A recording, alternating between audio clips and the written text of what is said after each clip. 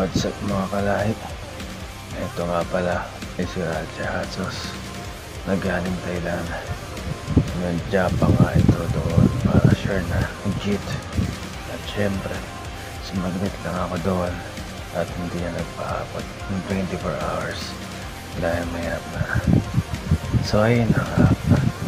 Ito nga pala ay Crying Tiger ng Thailand.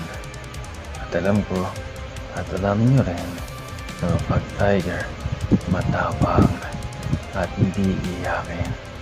Siguro, tumagal lang isang buwan sa Thailand yung tiger, kaya naging iyakin.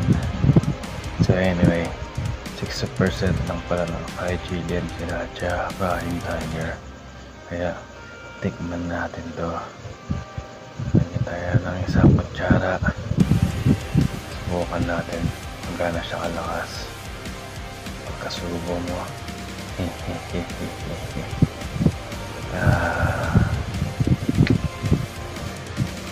So tolerable naman, hindi siya kasakitan pero may asim.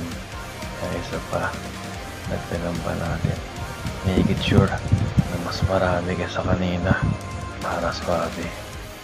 Kaya pagmasdan mahigi ang bawat pangyayari. Ang sakit pala. Paalam.